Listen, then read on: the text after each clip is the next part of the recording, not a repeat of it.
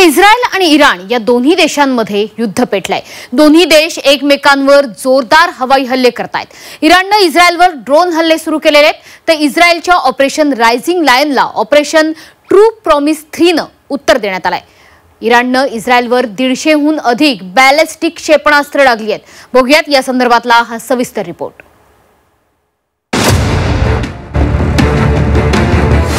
Israel विरुद्ध Iran तिसऱ्या महायुद्धाची नांदी।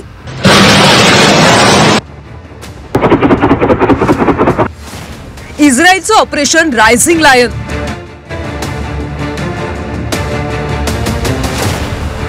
ऑपरेशन ट्रू प्रॉमिस 3 मधून इराणचं प्रत्युत्तर।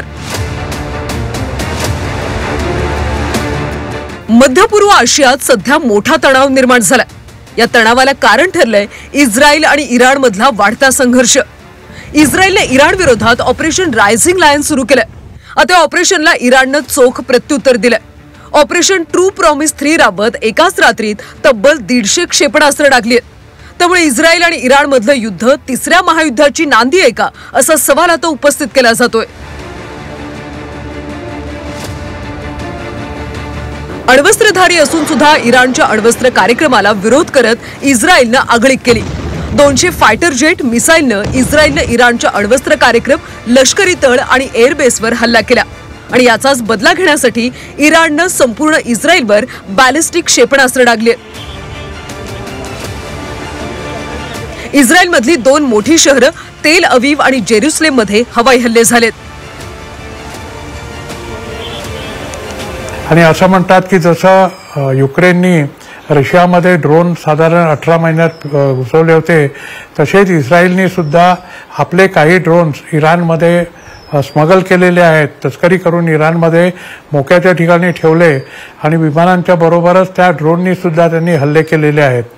आता त्या हल्ल्यामध्ये इस्रायलने जवळपास 7 ठिकाणांवर हल्ला केला, त्याच्यातली 3 आण्विक ठिकाणं होती।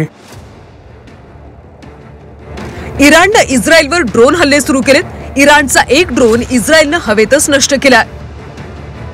इराणचा ड्रोन इस्रायलच्या हद्दीत येताच इस्रायलने अँटी ड्रोन मिसाईलने हे ड्रोन आकाशातच नष्ट केले।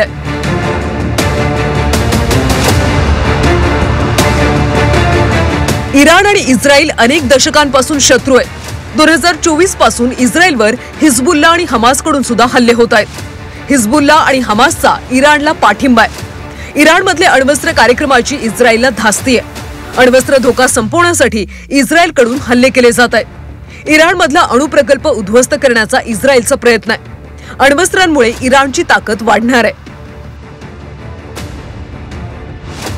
इस्रायलला ही भीती आहे की इराणने किती जरी क्षेपणास्त्र मारली तरी ती नष्ट तर इस्रायल करू शकतं, पण चुकीने एखादं जरी अण्वस्त्र तिथे आलं आणि फुटलं तर इस्रायलचं अपरिमित नुकसान होईल।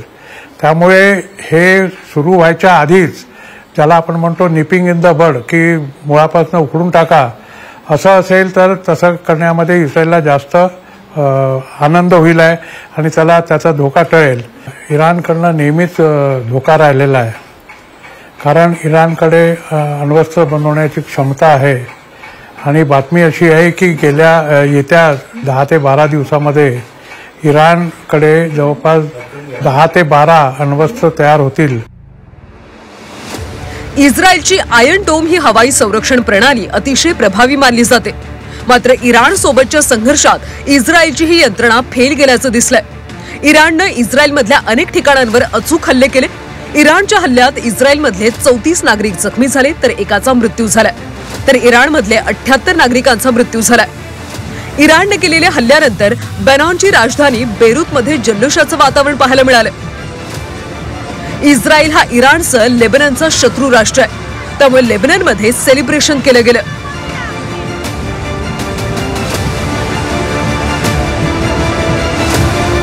या संघर्षात अमेरिकेने सुद्धा इराणवर दबाव टाकायला सुरुवात केली। अणु करार करा, नाहीतर याहून अधिक विध्वंस होईल असा इशारा अमेरिकेने दिला। या सगळ्यात भारताने मात्र तटस्थ भूमिका घेतली।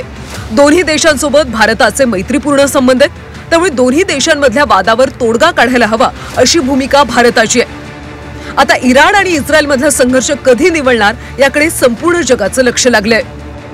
ब्युरो रिपोर्ट, झी 24 तास।